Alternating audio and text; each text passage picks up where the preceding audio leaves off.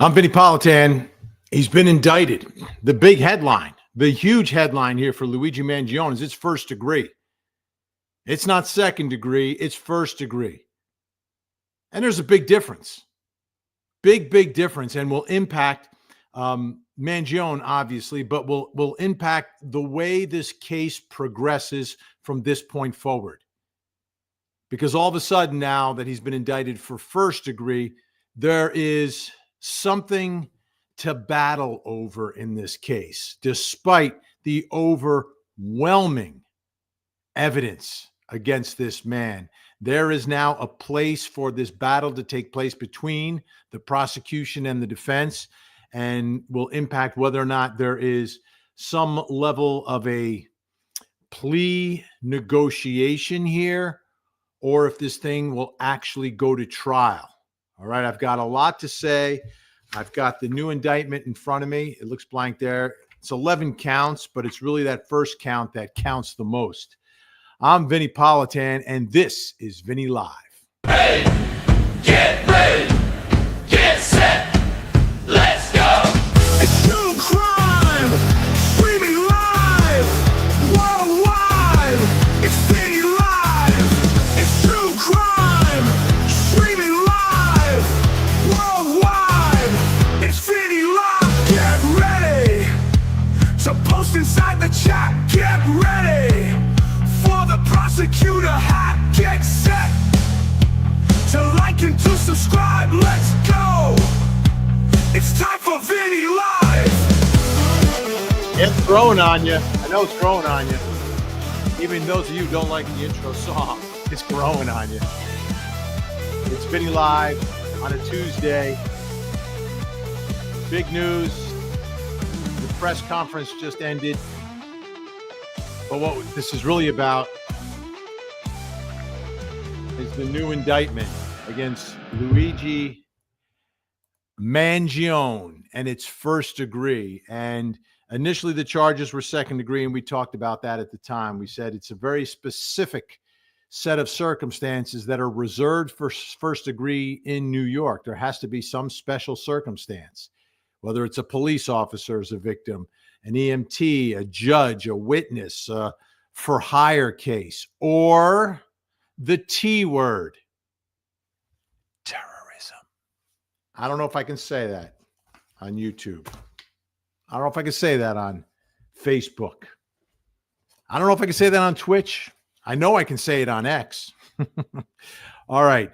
So this has been elevated now by the grand jury. And how it works, yes, it's elevated by the grand jury, but it is actually the prosecutor, the DA, who sets the table. You don't get first degree if you don't ask for first degree. And usually if you ask for first degree, you're going to get first degree. And this involves everything. And everyone's asking right out of the bat, is it a D pen? Is it a D pen? Is it a D pen? No. We're in New York. We're in New York. There is no D pen. Despite all those episodes of Law and Order, New York got rid of it a long time ago. So there's no D pen. So obviously the sentence is much longer. I think it begins at 25 to life. But beyond that, it changes everyone's posture now in this case. Okay? And that could be part of the reason that you indict for first degree.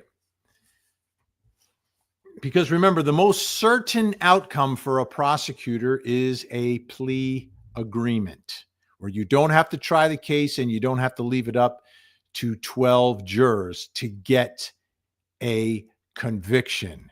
However, with a plea deal, you're getting a conviction to something less than you might otherwise be able to get.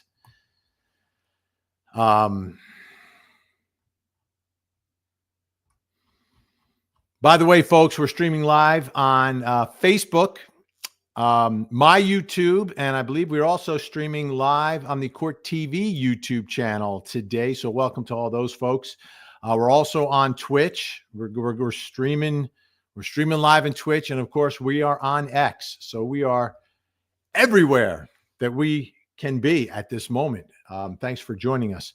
So First degree, it's a game changer, and the reason it's a game changer is everyone's approach to the case. Now, if you are the high-powered attorney, and we talked about her on my show last night, Vinnie Politan Investigates, the posture is different. Listen, they've charged you with first degree. Maybe, if I'm lucky, I can get them to agree to second degree, and we can argue for 15 to life or something. You know what I mean? Like, it changes everything. Because if it was just a second degree charge, there's nowhere to go in negotiations because this isn't a manslaughter case. I mean, from the prosecution's point of view, the defense might argue for it. Heck, the defense might argue if they go to trial for a not guilty. But realistically now, where this is postured is now there can be actual negotiations where the prosecutor can save face and give him a deal. And that deal would be second degree murder. Red rum. Okay. That's where the deal is now. That's why this changes everything. It changes his exposure, which means if he decides to go to trial, it could be like game over time, right? Even though with his age, he'll have a chance to get out in New York. He'll have a chance at some point, no matter what, to get out because it's New York. There'll be a parole hearing somewhere, especially since he's only 26 years old. So whether he's in his mid-50s or 60s or potentially in his 40s, depending upon what the deal is here, he'll have an opportunity to apply for parole. It may or may not be granted. We don't know.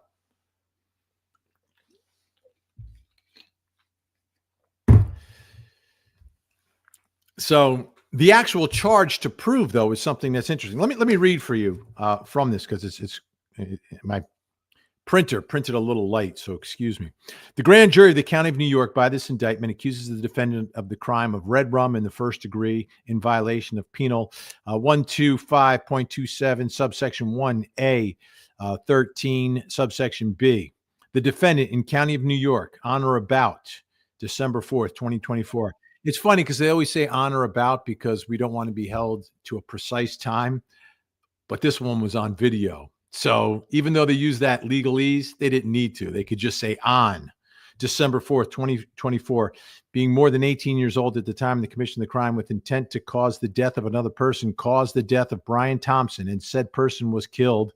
And this is where the on or about, because he, parts of the crime where he's coming up with the reasoning could take place before then, obviously.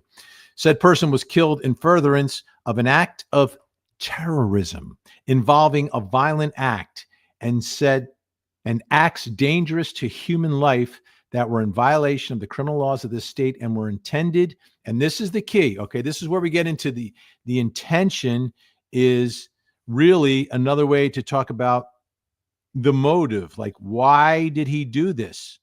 What they're saying is were intended to intimidate or coerce a civilian population, influence the policies of a unit of government by intimidation or coercion, and affect the conduct of a unit of government by murder, assassination, or kidnapping. I'm telling you right now, the reason why this first degree indictment is powerful for prosecutors is because they can easily agree to second degree and feel fine about what they're doing, because this is not a slam dunk first degree, because nothing he was doing was aimed towards the government. It's indirectly towards the government and the civilian population. But it's not traditional. It's not traditional T word. Okay. It's not traditional T. You know what I'm talking about. Rhymes with errorism. Okay. It's not traditional in that he's not intending to intimidate the government or make them do one thing or another. Now you can say that insurance is regulated by the government. So you've got the what would I say? You have an argument that it is, but there's another argument that says it doesn't fall under this. And this now will be issue one for the defense. either in their negotiations, if they want to do that quickly, or in the litigation of the case, right? So they could litigate it, and as a matter of law, try to get the first degree tossed by a judge, by the court. So then he's only facing second degree. They can do that. My guess is, though, before you do that, you might want to wrap the case up and have him plead guilty to that. That way, it looks to your client like, listen, I saved you from first degree.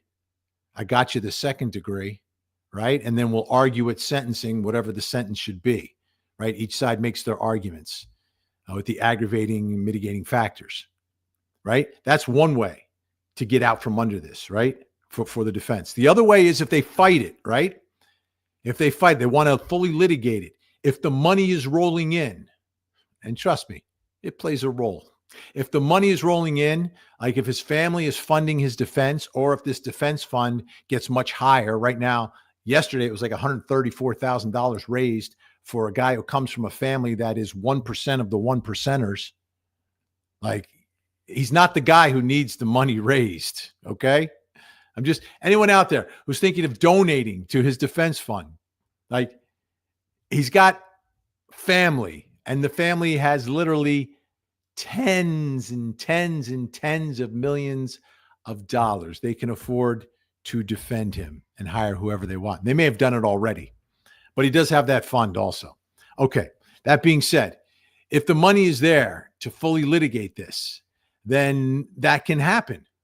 Then you can, file the briefs, do the research, battle with the DA's office, and try to convince a judge or an appellate court that first degree does not apply in these circumstances. Because if you read the manifesto, if you read his to-do list, he was going after the health care system, which is not a unit of government.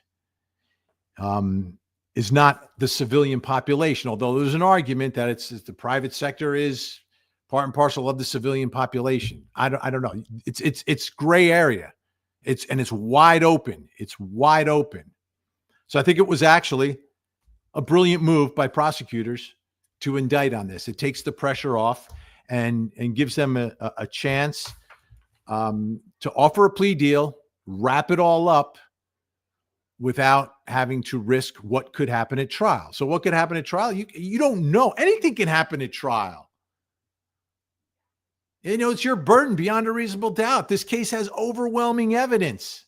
I know that. I understand that. It's like, wow, fingerprint, potential DNA, ballistics, video, confession, eyewitnesses. Yeah, you've got everything. You've got every type of evidence, and it all points right there. I get that, but still, at a trial, anything can happen. So that's what I think is the big takeaway, what you should take away from what happened today. This is now first degree, but it changes everyone's posture. The prosecutor's posture, willing to negotiate. The defense, well, maybe I can get a deal now. Maybe I can get a deal, or maybe now I have an issue to fight. I have an issue to fight. This isn't first degree. That's where we are. That's where we are. So, getting a lot of comments, a lot of people checking in. Again, welcome to all the Court TV YouTubers watching us live today. Of course, with my YouTubers, my Facebookers, my Twitchers, and my Xers. My Xers. You got to love the Xers. All right. And we've got some hellos. BTL chick. Hello from Madison, Wisconsin. Madison. Yeah, we're covering that tonight on my show as well. We'll get the latest there. In that case, out of the private school in Madison, they're talking about another manifesto, and they're talking about motive in that case as well. Obviously, there'll be no prosecution unless they go after a parent, but I haven't heard anything like that yet from there. So thanks so much, BTL Chick. Who else is here? Patty Ward. Hello, Patty Ward. Great to see you. Mrs. B ordered her allegedly hoodies from the Vinny Originale True Crime Merch Shop. Good job, Mrs. B. I hope you enjoy it. Let's see. And look who's here, folks. Gen X, part of our famous mod squad. Order in the chat. Order in the chat. Don't dare attack. We've got order in this chat. The Mod Squad is on the job, helping us to keep it clean. The Mod Squad is on the job, always so nice and never mean. All right. Big thanks to Gen X, Frankie Figs, Jennifer Sube, and of course, Ashley Bouchard, who is our moderator on Facebook. Great to have you aboard. Oh, I got to show you something. Frankie Figs, let's clap our hands. And Jennifer Sube, let's raise the roof. Order in the chat. Big thanks to Jennifer Sube. We just got this. Our tangent portrait. Amazing. Amazing. Helping us to keep it clean. Merry Christmas. Thank you. The Mod Squad is on the All job, right. helping us to keep it clean. All right. The Mod Squad is on the job. Always so nice and never mean. Never mean. Never mean. All right. Let's see who else is checking in. Let's see. Ashley Bouchard also here popping in to say hi before she goes over to Facebook, saying hi to her YouTube folks. Thank you, thank you, thank you. Oh, Court TV is in the house. Oh, by the way, folks, big special tomorrow at 7 on Court TV and on Scripps News. I'll be hosting our investigation assassination of a CEO that is live tomorrow night at 7 o'clock on Court TV and simulcasting on Scripps News. So make sure you check that out as well. Thank you so much. All right. P. Daddy with a new nickname, Vinny the Vest. Yeah. Yeah, it was a little chilly down here, but it is warming up. I may take it off. Okay. And we've got Karen Bennett, who's over on YouTube. Great to see you, Karen, on the Court TV YouTube.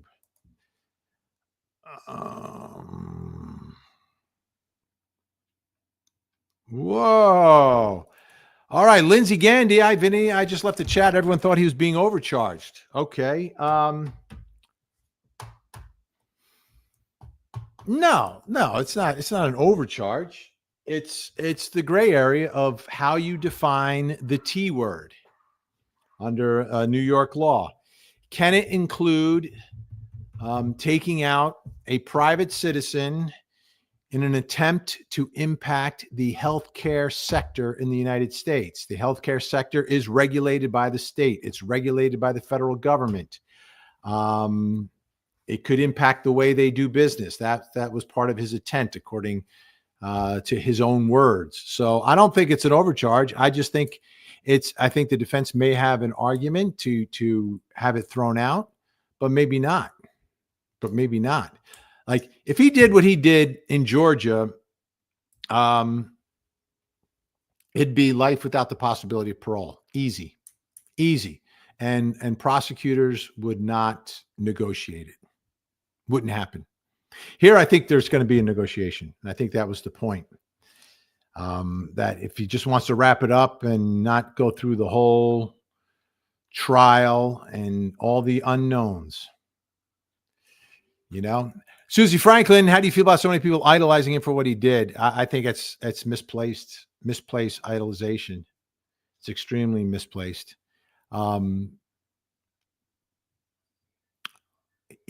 Especially in what I think is going to happen. I think there'll be a level of mental illness that'll be uncovered. And I think you might want to feel some pity for someone, slight bit of pity rather than idolization might be better if we find out, because it just seems like he went off the grid and snapped and did all these other things and wasted his entire life, wasted his existence. His existence will mean nothing. It will mean nothing soon. He's a headline now. There'll be a brief conversation. But the only thing that's going to change is the level of security for CEOs. That's all. That's the only change that he implicated, that he caused. That's the only change.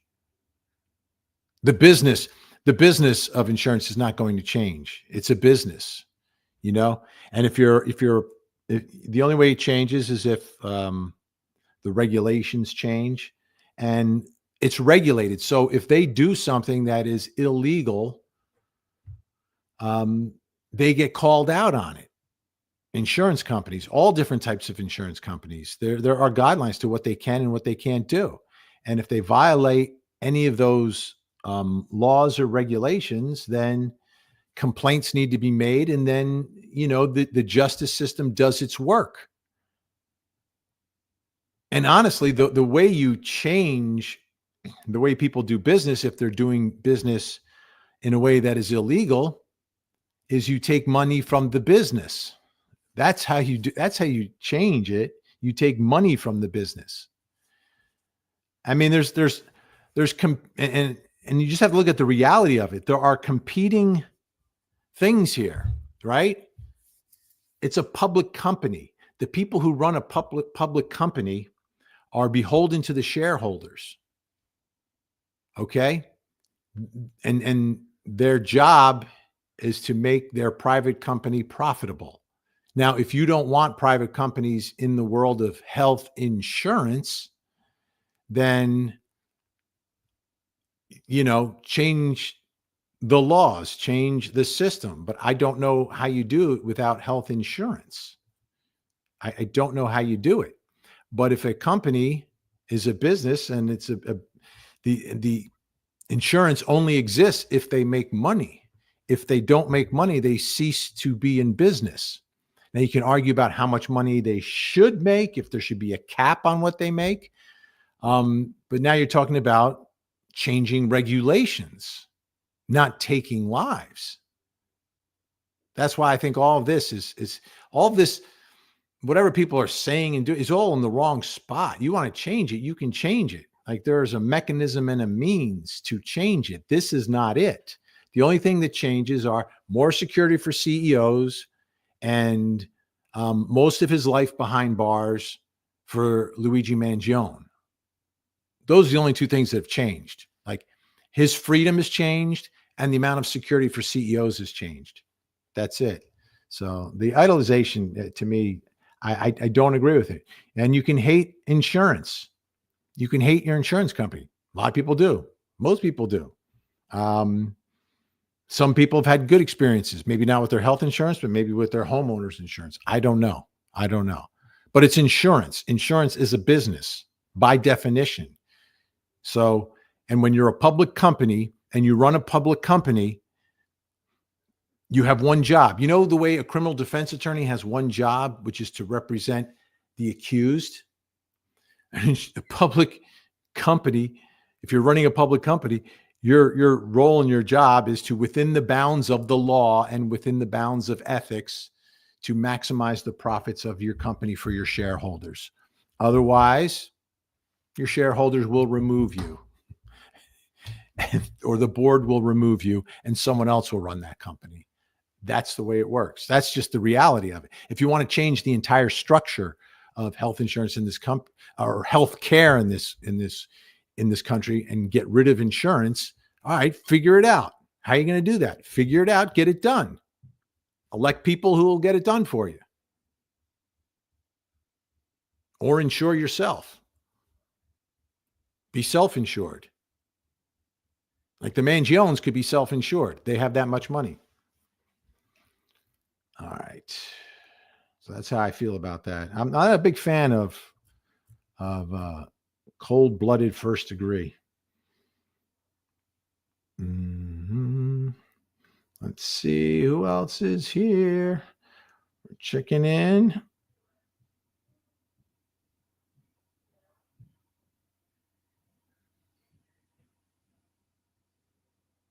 Sally Vella with a good, his nostrils are large. He picks his nose. Well, they're not like this moment I captured. I wanted you to see. Because this is when we see him after he's been caught and arrested, not the beauty shots that we've been seeing before, the flirting or the posed for shots, from his social media and other places. This is where he is right now. And that's why I still believe everything that's going on is connected to some level of a mental breakdown. And it can happen in men of that age. That's right around the age where some of these things can set in. I don't know. I haven't evaluated him, obviously, and I haven't heard anyone who's evaluated him yet. But I think that's going to play a role in all this. All right. Oops. And don't forget, folks, that we do have Court TV's YouTube channel watching, along with Twitch, X, my YouTube, and my Facebook. All right.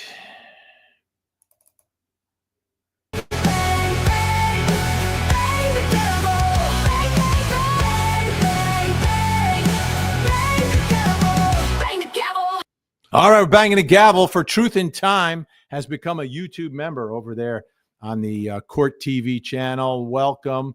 Great to have you aboard as a member. No memberships on my YouTube channel, but you can join on Court TV's, and different levels of membership give you access to different content, some good stuff. So there we have it. Now, thanks so much, Truth in Time. Great to see you. Franz Borghardt. Great question on X. What about the federal government? Okay. So, could this be a federal case? Could this be a federal case? And if you dropped it over in the federal column under the T word, which is not tiramisu, and dropped it into, do you get a potential for the deep end? Perhaps. But will this be a federal case? I don't think so. Now, you could argue, like, he fled to another, like, what you need is some federal, to get federal jurisdiction, like something takes place in more than one state, like trafficking from one state to another, you get federal jurisdiction potentially. If someone is doing something through the mail or through the internet and there's some interstate commerce taking place, you get federal jurisdiction. If it's a federal building, a federal employee, federal property, you get federal jurisdiction. This one, I think the jurisdiction is really set with the state of New York. New York has appropriate measures to handle it. And I think it does come down to first degree in New York is where it's gonna land. I think it'd be a stretch for the feds to come in on this. I really do. Did he plan it in another state? Did he take any steps towards this from another state? Well, he may have. He may have been researching and planning and plotting this from another state. So you arguably could get some federal jurisdiction on this case. I just don't think they're going to go there. I think New York's going to hold on to it. There could be discussions. FBI obviously was helping to find him, but that was a multi-state search. But I believe this will remain within the jurisdiction of the DA in Manhattan. But a great question, Franz. Appreciate it. All right. Let's see what else we got going here, folks.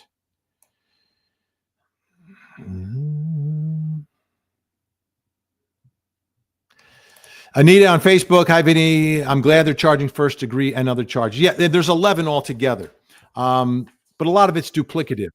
And if he was convicted of all 11 for sentencing purposes, they would all merge. The only charges that potentially could be added on at the end could be Pennsylvania. Because now you're committing a crime within another jurisdiction. Those charges are much less involved. But we'll see what Pennsylvania does with that. We'll see what they do. If there is a plea agreement, they might try to wrap in the Pennsylvania charges as well. That is possible to do with the cooperation of Pennsylvania. Pennsylvania can't be told what to do, but they can play nice to do that, to get that done.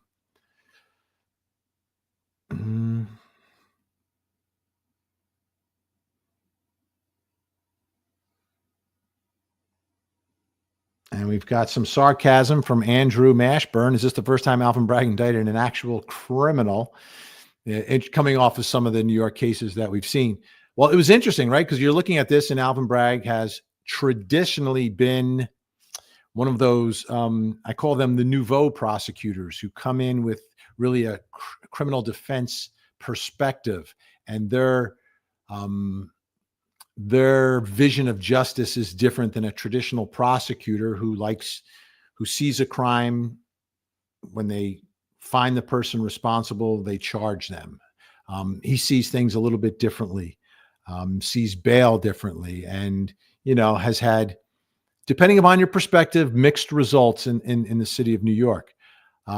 So that's why some people are surprised that he would go for first degree here, because of, I guess, the popularity of this defendant amongst a certain faction of the public. But I think it's a practical thing, right? It's very practical, very pragmatic. And I don't think, and you could call this vigilante to a certain extent. I don't think it's what true vigilante is. But if you want to just, for lack of a better term, call it vigilante justice, I don't think you'll ever see a prosecutor reward someone who does something like this, who has a cause or believes in something, but still ends up engaging in the conduct that we saw in that video.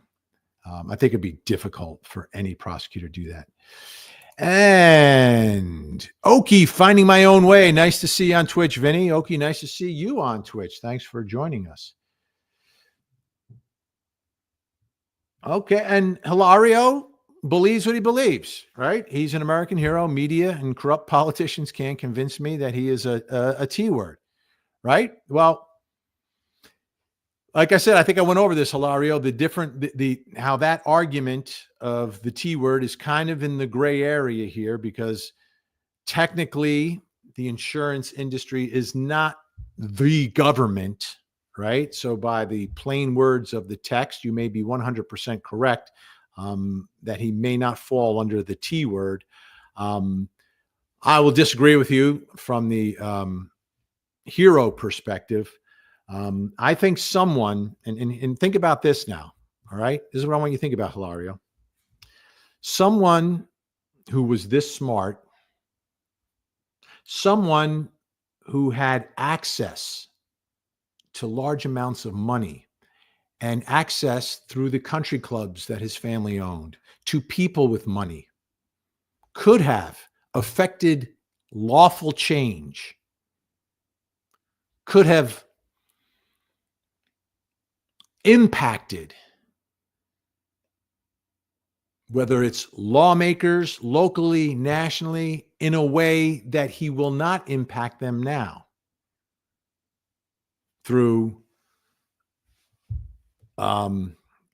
finding people to run for office who believe in the cause, lobbying those who are in office, figuring out a way with your great intellect on how to get your message out, how to galvanize people, right? Some say, well, this is the way he's galvanizing everyone. No, not exactly. It's you see, this is a step backwards, because people who are reacting because of what he did will not get the people in charge now to change what they're doing, because then they would be putting their stamp of approval on his conduct. So I think he has actually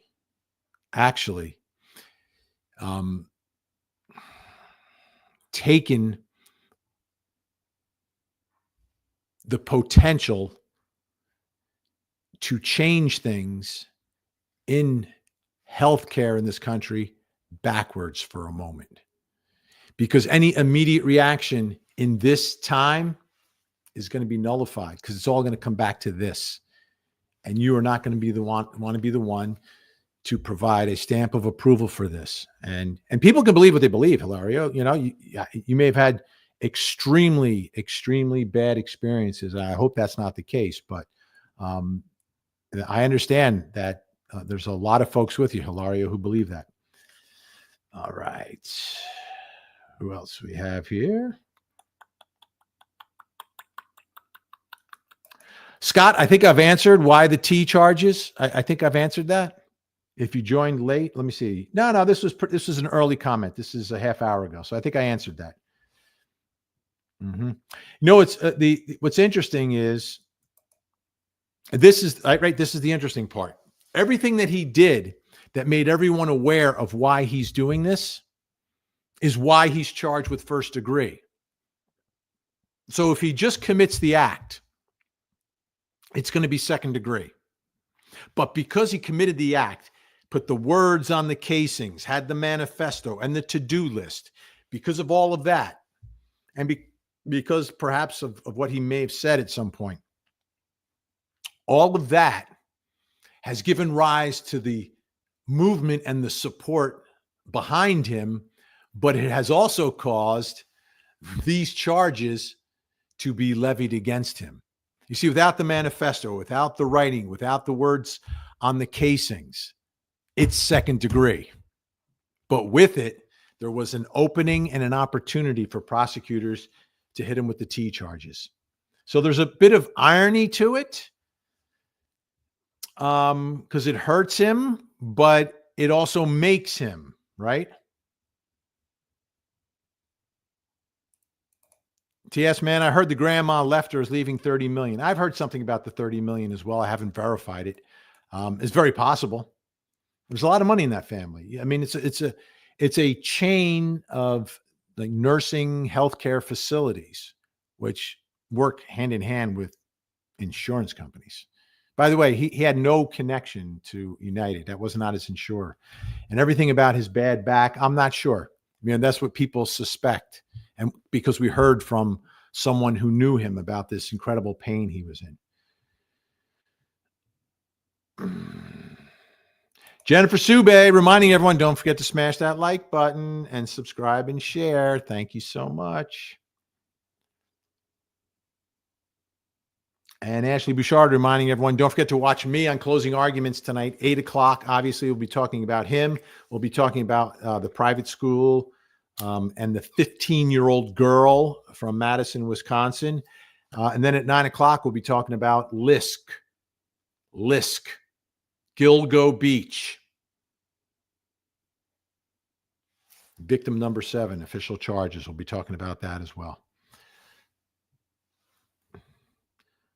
All right. All right. Lindsay Gandy. Vinny sounds like my granny whispering cuss words. Terrorism. Just trying to stay safe here on social media.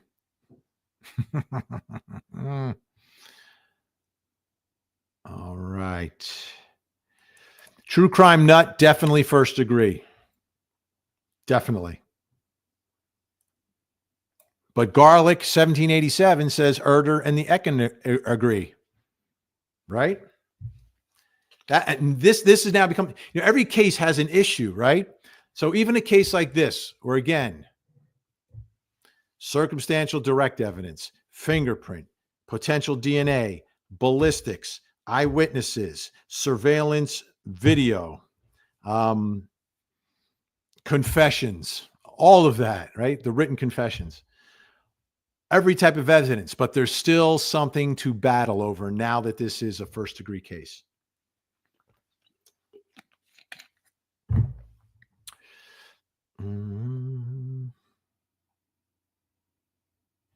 All right, I'm just going to scroll past a few here.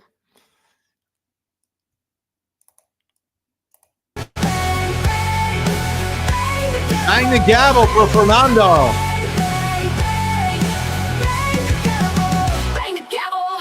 All right, banging the gavel for Fernando Diaz. He's become a YouTube member over on the Court TV YouTube channel. Welcome, Fernando.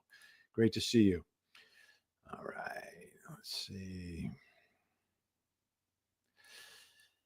This is an interesting question. Why are people donating to his defense? Well, generally, if people believe in something, believe in a cause, believe someone's being wrongfully prosecuted or deserves, or you want to show your love to, I get that, right? And we've seen that in a handful of cases. I'm not going to say many cases, but a handful of cases.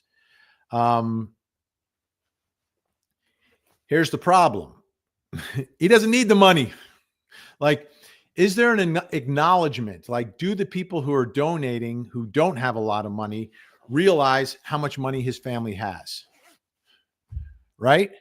Like enough to send him to a $40,000 a year private school, K through 12, and then to the University of Pennsylvania for undergrad and for grad degrees. Like, what I just added up is more than 7 figures, right? I think. I don't know. You got to do the math. Right? Like, they've got the money. So I do question that. Like, I understand in most cases, but in this particular case, I think you should take that money and, I don't know, maybe he should donate that money to help someone with their copays or to help someone get a surgery that they need.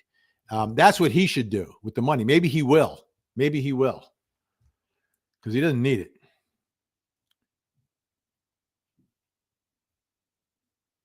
All right. I am. And behind the mask, Vinny. Thank you, behind the mask. Yeah, I'm Vinny1 on YouTube. If any of you are trying to find me, it's Vinny1 on YouTube. All right. Lori Lyles loves the vest. I love Bucky over there. You know what's interesting about this vest? It comes with a bottle opener connected to it. But there's nothing that I drink that I ever need a bottle opener for. Although I will tell a funny story. So I drink this kind of water and it comes in a blue bottle. So when I go for a walk in the morning, I'm like with this blue bottle sipping it. And like sometimes people look at me really funny. And then finally today, someone actually said something. He said, "Oh, I thought you were drinking a Bud." I was like, it's 9 o'clock in the morning. And that's why they're looking at me funny, but no, it's water. Philly, PA girl. Could you imagine giving Luigi money? Right? Like Luigi's got, I think the people should lobby Luigi to give his money to some child who needs a surgery that is not covered by his insurance, or perhaps a young child who doesn't have insurance and needs some procedure done. That would be the right thing to do. Then I say donate more money. All right.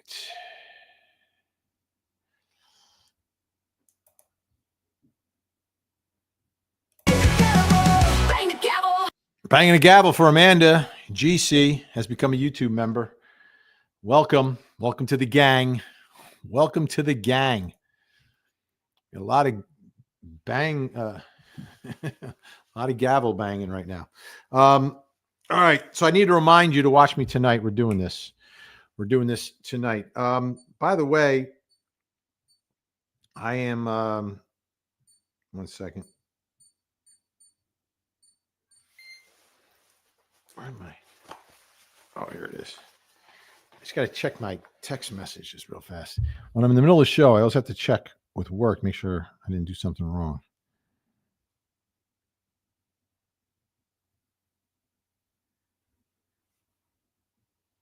All right. One note from work.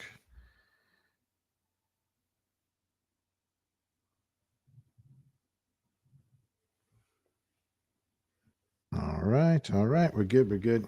All right. Whew. Getting ready. Don't forget, tomorrow night, 7 o'clock. Big special on this case.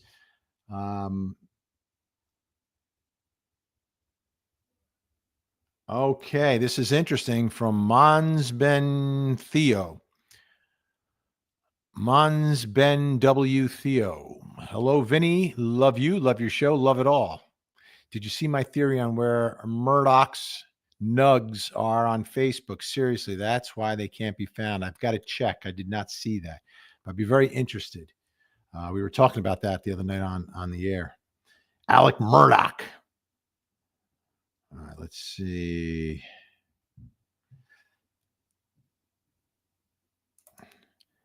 All right, banging the gavel. So I gotta find it again. Here we go. Jamie Brooke, YouTube member. Boom. And Glenda's wondering if the charges will be federal. I talked about that. I don't think so. I think arguably they may have some way to get jurisdiction in the case. But at this point, I believe that jurisdiction will remain with the Manhattan DA's office. All right. Someone asking him if he had done it in Florida. If he had done it in Florida, easy. Nothing's easy, but it's easy life with a potential for a D-pen. It's life with the potential for a D-pen. True Crime Nut, he crossed state lines. Yeah, he crossed state lines to come here, but did he do anything before he crossed state lines as part of this crime? You see what I'm saying? Like just crossing state lines, not enough. What you really need to do is engage in some conduct towards the furtherance of the crime before you cross the state line into New York. I mean, is actually jumping on the bus enough? I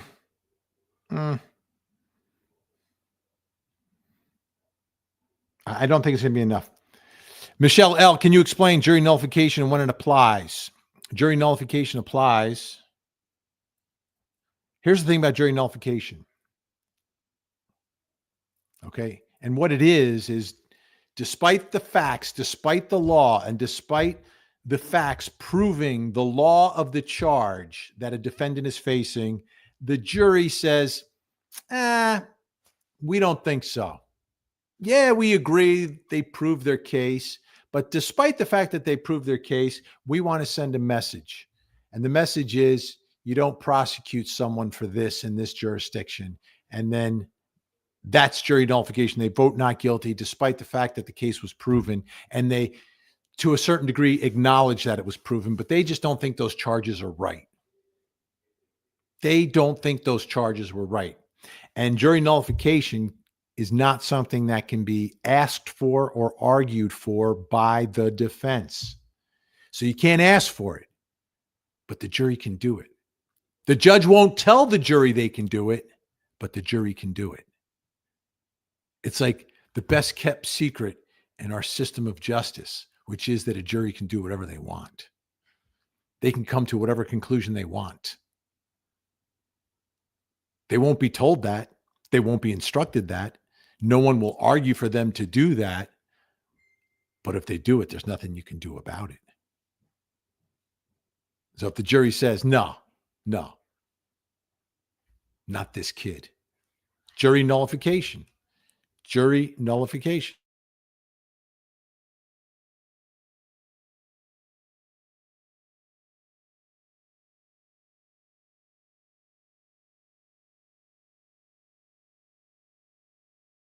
Had to mute for a moment there, people. 1 second. I have to check something real fast. Sorry. We've got a little activity at the house right now. Thank you, Michelle L. So it only applies when the jury wants it to apply.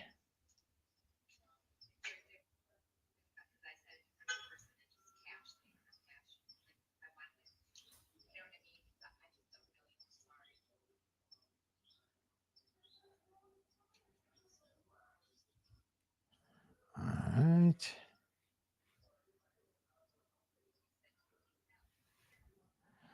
All right. I just got to keep my eye on something, folks. Don't worry. Everything's okay. Don't you worry about me. Okay, let's see what else we got going on.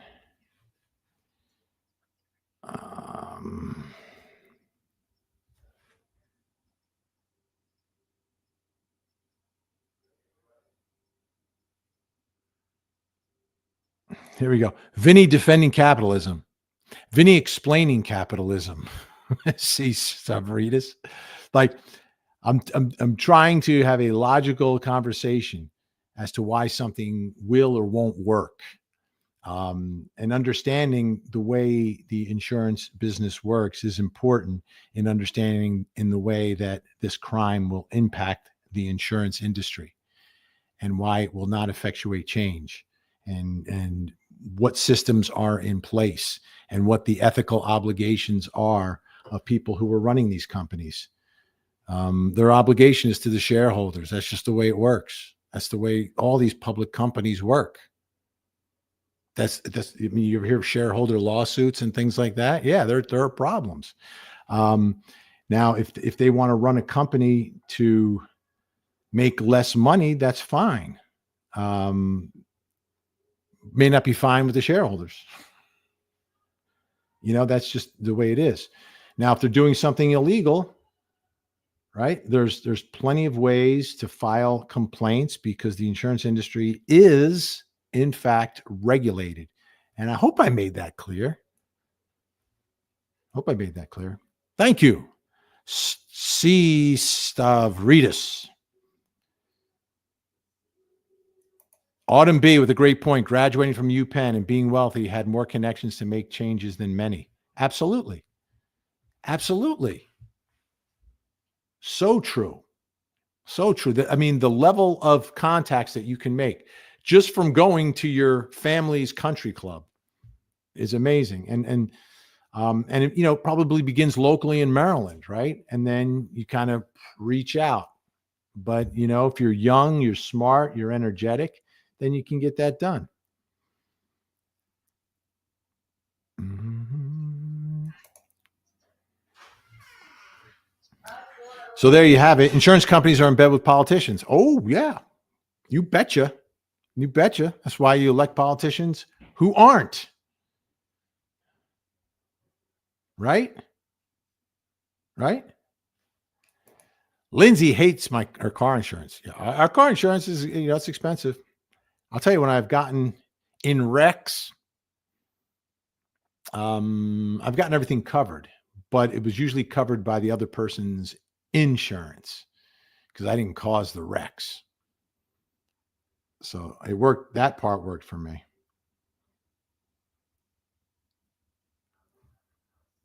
Mm-hmm.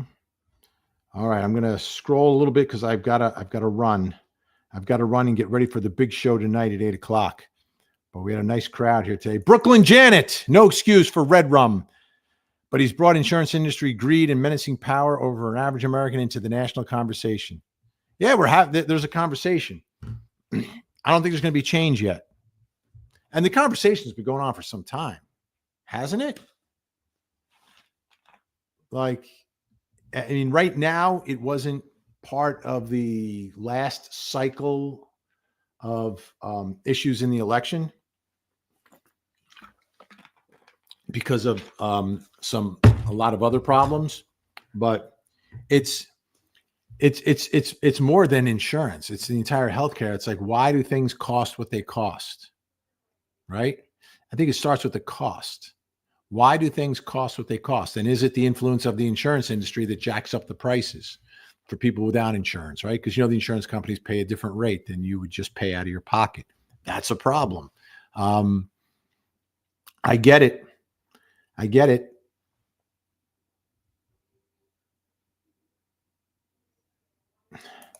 And here's Subi618, me and dramatic popcorn holding our breath, hoping he gives his Twitcher some attention when he's looking through comments. Yes, of course, always. We've got a lot of different places to look right now. I've got Court TV, YouTube, my YouTube, Twitch, X, and of course, the Facebook. Wasn't that great that it was originally named the Facebook? All right. I'm going to scroll way past this just to try to get, oh, look at this. Behind the Mask has been a member for 5 months. Merry Christmas, Vinny Court TV. DD Tiesman, JB3, and Mary X. Absolutely fantastic. Janice Marie Coleman, premeditated red rum in the South would get the DP. Oh, yes, sirree, ma'am. There'll be some aggravating circumstances, too. Lying in wait. Absolutely. Absolutely. That'd be a pretty quick deliberation, too. Nicole Luongo, thank you so much. Vinny is a class act. Keep it classy. Keep it classy, Facebook, YouTube. Speaking of classy, Cassius, Judges 4 and 5 in Psalm 83. There you go. Everyone's looking it up right now. Let's see. Sally Vella playing the role of defense attorney. Ladies and gentlemen of the jury, he was lost. His mom reported him missing. What else is a boy going to do on the streets of New York? Tough city, ladies and gentlemen. Tough city, I tell you. Good try, Sally. And apparently the mother, they did contact the mother before, I think through San Francisco. The mother was contacted just before he was captured. So if they didn't if no one called from McDonald's, they may have had an ID relatively quickly. To get happy. Oh, here we go. We get ready to close things to out. get We're funky. funky today. It's time for us to smile. 'Cause here comes Max Spunky. Nick Spunky. Great to see you. Saying hello to Gen X Frankie Figs and, of course, Jennifer Sube. Great to see you, McSpunk. All right.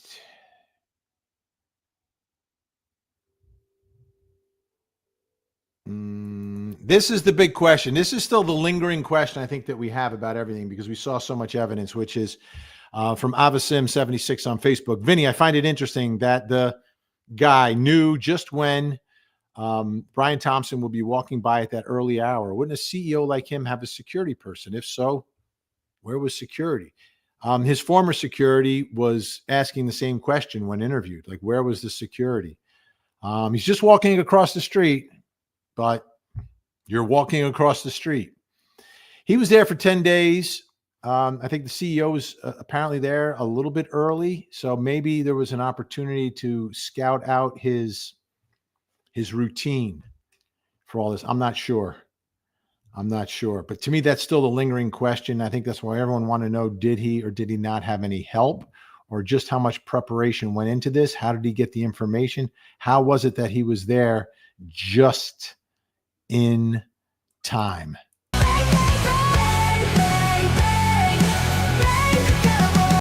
Bang the gavel for Carly McBain. Became a YouTube member. Congratulations. All right. The dude crossed the state line. I know he crossed the state line. I said there's an argument for it, much stronger as for state jurisdiction, which I don't think they're going to give up. And I don't think you're going to have him tried by two different jurisdictions. Although anything's possible.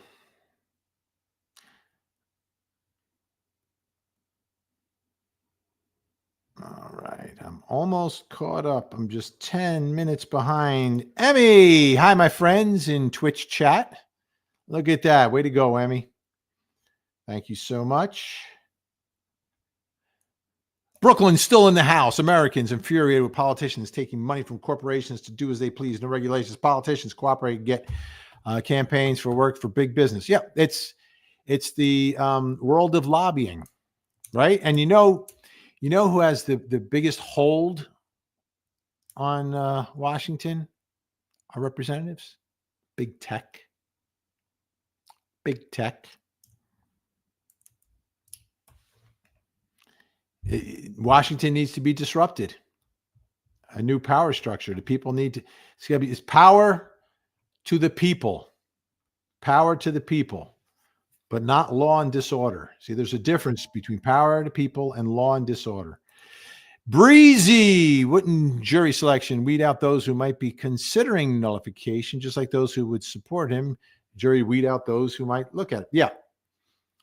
but there's always the stealth juror, the infamous stealth juror, the person who gets the notice to go down to court and has an agenda, but does not reveal it. It happens. It happens. It absolutely happens. That's what you got to be careful. You got to be careful. All right. I am so far behind. I need to get to the studio, folks, to get the show done tonight. I am short on time. Mm-hmm. Let me just check in at work here. Do.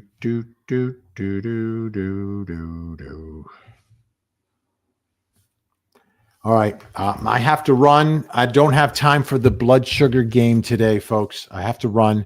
Thank you so much for all your support. Thanks to everyone on Facebook, Twitch, my YouTube, Court TV's YouTube. 8 o'clock tonight on Court TV. We'll be talking about this. 9 o'clock, we'll be talking about Lisk, the Gilgo Beach man. I don't say his name. We'll take a deep dive into that. In the meantime, please don't forget to hug the kids. Get ready, get set, let's go. It's true crime, streaming live, worldwide. It's City Live. It's true crime, streaming live, worldwide. It's City Live. Get ready. So post inside the chat. Get ready for the prosecutor hat. Get set to like and to subscribe. Let's go. It's time for Vinny Live.